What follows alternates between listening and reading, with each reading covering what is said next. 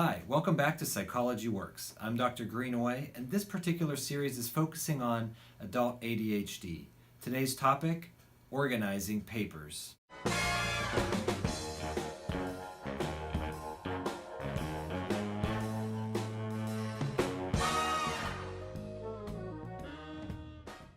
How many of you have a pile of papers, a stack of things that you are intending to get to, but you just keep putting it off and you keep procrastinating? And as that stack gets higher and higher, the tendency to procrastinate gets higher and higher as well. What we want to have is a system that we can use over and over again that will eliminate the problems that are caused by not getting to paperwork. Keeping track of tax records or receipts or payment stubs, things like this that we're going to need later. We also want to eliminate the problem of having too much stuff to where it's hard to find anything because we have to go through so many papers to try to get there. Let's talk about the file cabinet system. Sometimes people try to get so detailed in their organization where there's folders and subfolders and so on, and they're saving everything. This can start to be a problem, especially with adult ADHD. We want to keep this system as simple as possible. We only want to keep most necessary critical items, and the rest should be discarded, shredded, thrown away.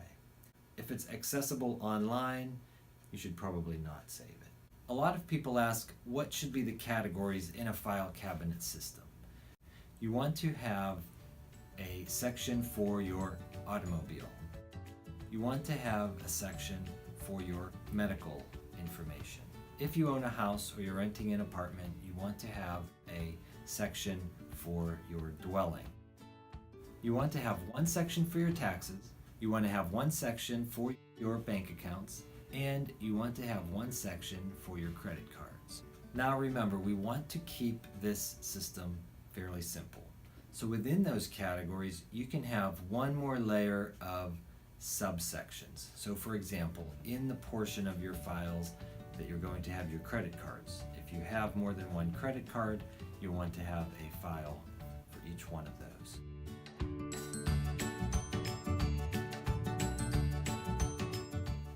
Let's talk about the subsections that you would have for your dwelling. Let's use the homeowners example. You're going to want a subsection for your mortgage payments. You're going to want a subsection for your homeowners association if you have a homeowners association. You're going to want to have a subsection for your homeowners insurance policy. The next one, regardless of whether you live in a house or an apartment, is going to be the utilities section. Now, there's going to be a temptation to divide that into subsections where you would have different utilities in different folders. This is what I mean by keeping it fairly simple so that you don't break it down so far that it starts to get a little bit crazy. Another question I get asked a lot is, how long should I keep these documents? A good rule of thumb is usually 6 months to a year. Now, if it's something like tax documents, you're going to want to keep those longer.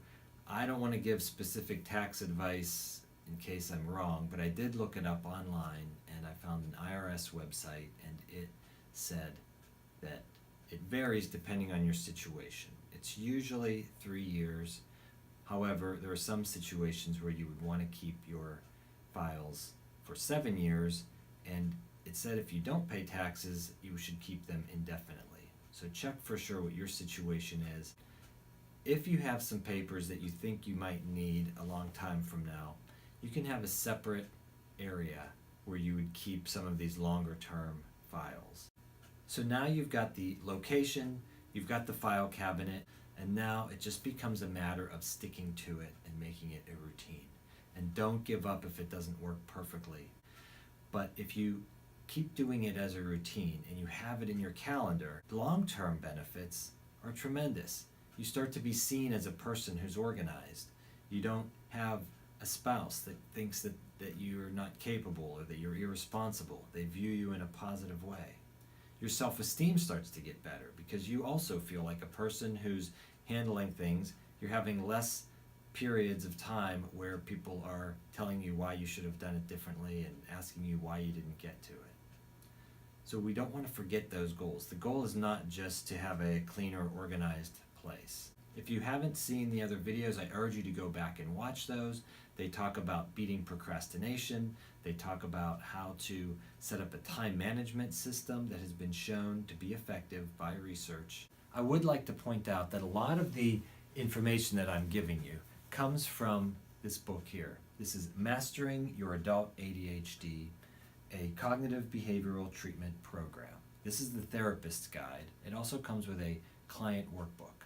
Now these researchers, Stephen Safran, Carol Perlman, Susan Sprich, and Michael Otto, they've dedicated their lives to studying ADHD, the problems that go with ADHD, and techniques that work.